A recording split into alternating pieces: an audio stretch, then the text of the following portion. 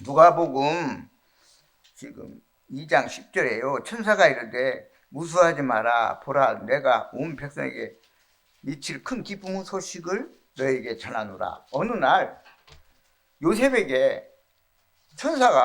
가브리엘 천사가 현몽 중에 요셉에게 뭐라고 말하냐면은, 지금 요셉하고 마리아하고는 지금 약혼만 했지 아직 아기가 없거든요. 근데 천사가 뭐라고 하냐면, 아기를 낳으니 예수라 하라.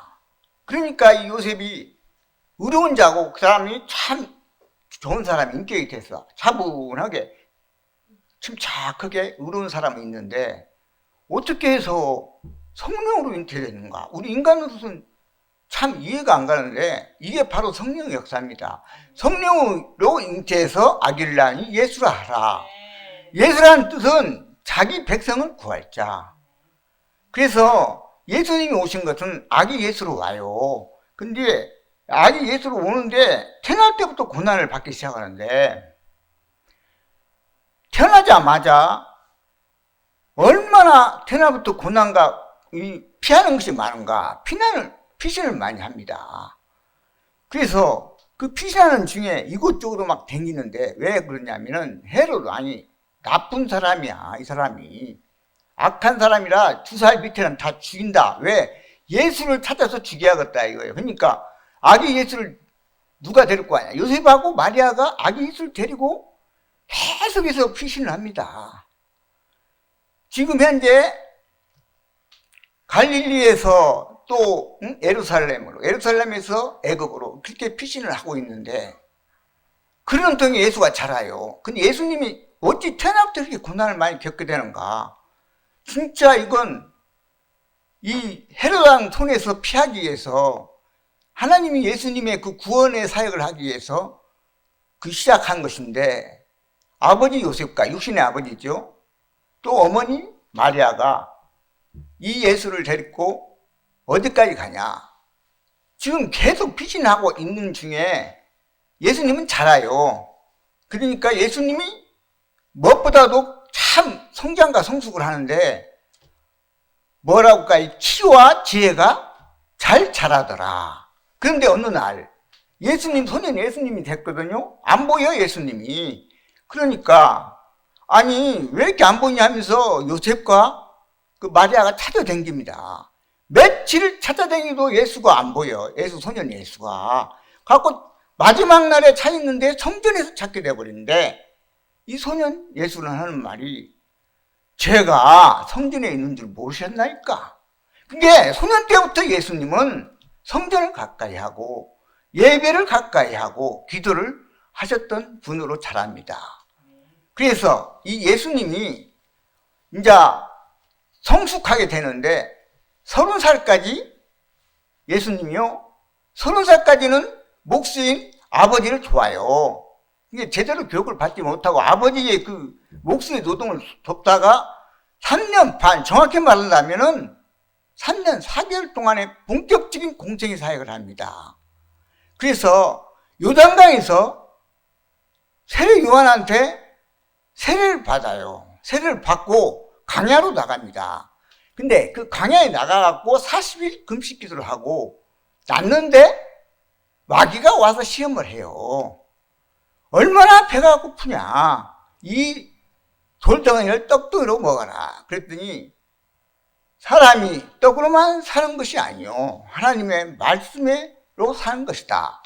첫 번째 물리치고, 두 번째는 예수님이 이 뭐라고 할까, 이 마귀가 또 어떻게 시험하냐면, 나한테 절하라. 그러면 이 만국에 있는 이 천하 부귀영화 명예를 너한테 다 주겠다. 영광과 권위를 다 주겠다는 이야기야. 그러니까 예수님이 어떻게 말씀하시냐?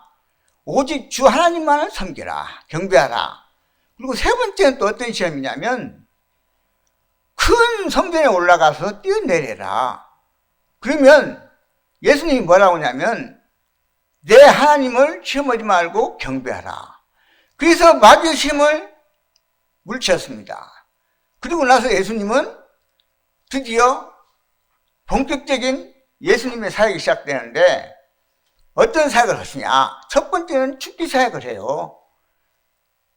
모든 귀신이란 귀신, 마귀한 마귀, 이 살아난 사람의 역사를 싹 그냥 청소를 해버려요. 그리고 쫓아내버리고, 그 다음에 두 번째는 신유사역을 해요. 중풍병자, 문중병 환자, 30벌레 된 환자, 맹인, 기머거리, 벙어리, 어떤 병이든 간에 고치시는데, 예수님이 고치실 때는 네가 낫고자 하느냐? 네가 낫는다는 걸 믿느냐? 예, 제가 낫는다는 걸 믿습니다. 하나님 자에게는 사정없이 여지없이 다 고쳐버려요. 그래가지고 예수님은 제가 생각할 때는 그야말로 위대한 사역이 시작되는데, 예수님의 이 축기 사역과 신유 사역으로 풍성 사역까지 합니다. 예수님은 부유한 분이셔요. 이 세상에 온 것은 우리 가난한 자를 부유케 하러 오셨다고 했습니다. 그러니까 이 예수님의 위대한 사역이 시작되는데, 어떤 사역이 시작되냐? 예수님이 이제 제자들을 세우고 그 제자들을 2명씩 짝을 지어서 전도하러 보내요. 그러면 그 전도하러 보낸 그 둘씩, 한 명이 아니라 2명씩. 그래가지고 복음을 전파하라. 근데 어느 날 예수님이 축기 사역을 하고 쉬고 있는데, 아니, 제자들이 자기들은 왜 귀신을 못 몰아냅니까? 그러니까 예수님이 기도 외에는 이런 유가 나가지 않는다. 그러니까 이 귀신은 기도와 말씀으로 몰아내고 쫓긴 줄 주의 이름으로 축원합니다. 그래가지고 이 예수님의 사역이 언제까지 가느냐? 그야말로 예수님의 사역은 그 가는 유다 그 제자가 배반했어도 부활하셨어요.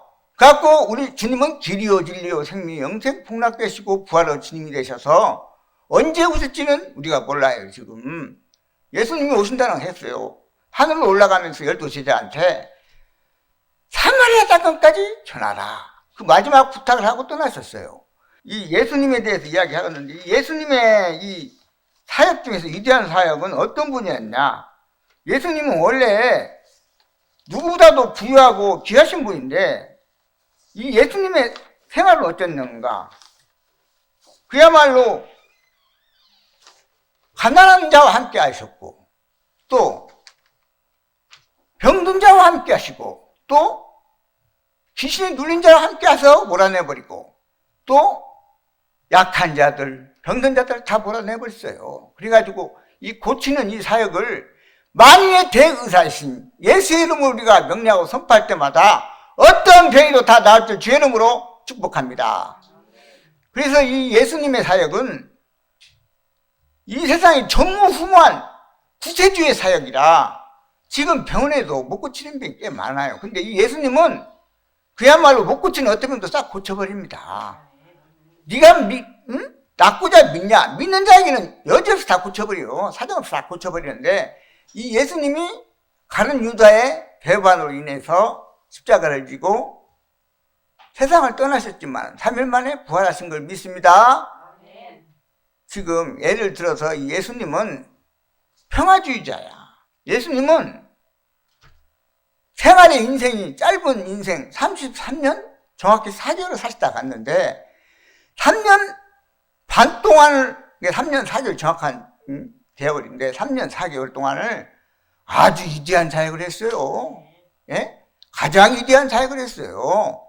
그러니까 우리가 이 3년 반 동안의 예수님의 그 공생의 사역을 통해서 예수님만 믿고 의지하면 어떠한 귀신도 다 물러가고 어떠한 병도 다 물러가지고 주의 이름을 축원합니다. 그리고 우리 예수님을 믿는 자는 풍성한 축복을 줘요.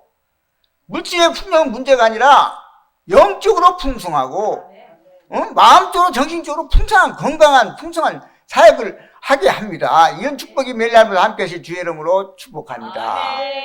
그래가지고 이 예수의 이 버금가는 제가 이 예수의 그 로버트 실로 목사의 그 자서전을 봤더니 예수란 분이 어떻게 사시고 어떤 분인가, 예수는 누군가, 예수님은 어떤 분인가 했더니 나사렛에서 자라면서 온갖 가난한 마을 살면서 온갖 세상에 와서 고난과 고통과 고초를 겪으면서 사랑을 실천하신 나사렛 예수, 그 영원한 사랑의 손에 못을 박는 자들이 오늘날까지도 있어요. 손을 뻗는 사랑의 손에 못을 박는 자들, 상처를 주고. 근데 예수님이 결코 인생에 사는 동안에 비천하게 한 자와 같이 살았고, 병든 자와 함께 살았고, 그렇게 귀하고 부유한 분이, 가장 높은 분이 가장 낮은 곳에 오는 말구에서 태어나시고, 베들레헴 말구에서 다윗의 동네 말구에서 강포를 입고 태어나셨어요. 그 소식을 알고 동방박사가 그 별 따라가 보니까 베들레헴의 그 마국간 말구에서 있는 예수님을 볼 때 그야말로 이건 밑바닥 낮은 곳에서 주님 오셨습니다. 그리고 사역도 가난한 자들과 비천한 자들과 머리 툭고 쫓아 없이 그런 자들과 왜 함께 살면서 사역을 했을까? 그게 이 세상에 오신 우리 예수님의 살아가는 목적이었어요. 그래가지고 우리 주님은 전쟁을 일으키지 않았습니다. 오직 평화주의자로 개항을 하지 않았어요. 그러니까 12제자들이 특히 가는 유다가 왜 예수님이 한몫 좀 주지 왜 그렇게 전쟁도 안 일으키고 이렇게 축기사역과 막 시민사역으로 인기가 좋고 그런데 왜 12제자들 생각이 그래요. 자기한테 한몫 주라 이거예요. 한 자리 주라. 그렇지만 예수님은 그게 목적이 아니야. 하나님이 보낸 것은 낮고 어렵고 힘들고 가난하고 병든 자들을 위해서 눌린 자들, 특히 요즘 같은 때는요, 육체적인 병보다도 이 코로나로 인해서 마음의 병들이 많아요. 예수님을 믿고 의지하면요, 어떠한 영적인 병, 어떠한 정신적인 병, 어떠한 마음의 병, 몸병을 싹 예수로 몰아내시고 나설 줄 믿습니다. 네. 그래서 예수님이 승천하실 때 마지막 부탁이 선교하라, 전도하라, 구원을 영혼 구원하고 생명 살리는 사역을 하라 하면서 부탁하셨습니다. 그러면 생명 살리는 사역을 제가 예를 들어서 흘러간 명화 중에서 신드러 리스트라는 영화가 있는데 그게 실제 있었던 실화입니다. 2차 대전 때 600만 유대인을 가스실로 그야말로 사라지고 죽여버린 히틀러의 명령이었거든요. 근데 이 신들러 씨가 대사업가야. 그래가지고 한 사람씩 가스실로 가는 줄 서는 그 유태 민족을 한 사람씩 빼갖고 어떻게 빼냐? 이 신들러 씨가 큰 공장, 분수 물자를 일부러 만들어갖고 그리 취직을 시켜요. 그래갖고 한 사람씩 살려나갑니다. 그렇게 돼가지고 이 신들러 씨가 마지막 이제 전쟁이 끝나고 이제 평화가 왔어요. 이제 헤어질 시간인데 이 유대 민족들이 신들러가 하도 1200명이라는 생명을 살렸습니다. 그래서 그 1200명을 살린 게 너무 고맙고 감사해서 유대인들이 어떻게 하냐면 그 감사의 표시로 반지를 만드는데 이 유대 그 인인 중에서 이빨이 아주 금리로 박은 사람이 그 사람을 이빨을 빼가지고 반지를 만들어요. 걷다 새깁니다. 탈무드 말이 뭐라고 새기냐면 한 사람을 살리는 것이 세상을 살리는 것이다. 사업가가 1200명의 유대 민족을 살렸다는 것은 이건 보통 봉사 아니면은 이런 적이 별로 없거든요. 우리가 생명 살리려, 예수님도 생명을 살리러 오셨고 신들러 대사업가도 생명을 살리러 왔다는 이야기입니다. 그래가지고 신들러 씨가 반지를 끼워주니까 이걸 빼고 하는 이야기가 이 반지로 한 명이라도 더 살렸으면 좋았을 판데 팔아서 이 반지로 한 명이라도 더 살리면 좋았을 텐데 하고 또 자기 자가용이 있는데 그동안 제 사관계 자가용 고급 차를 팔아서라도 몇 명은 살릴 수 있을 텐데 이렇게 울먹이니까 그야말로 마지막 끝나는 장면에서 67세로 인생을 살았는데요. 울먹이면서 차를 타면서 울먹이면서 더 생명을 살리 못한 것이 한이 된다. 그러면 우리는 현재 인생을 살면서 과연 어떤 사역을 하고 있는가? 우리는 어떻게 살아야 하는가? 예수님이 오신 것은 마귀를 멸하며 모든 병을 고치며 천국 복음 전파하러 왔어요. 예수님이 오신 것은 가르치고 고치고 전하러 왔습니다. 이런 축복이 우리한테 있기를 주의 이름으로 축복합니다. 축원합니다. 그래서 매일날마다 주님과 함께 이 현재의 상황에서 어느 때보다도 이 성탄절 12월달을 맞이하고 어느 때보다도 주님을 더 가까이 하는 놀라운 하나님의 은혜와 축복이 새롭게 거듭나는 우리 성도들 되기를 주의 이름으로 축복합니다.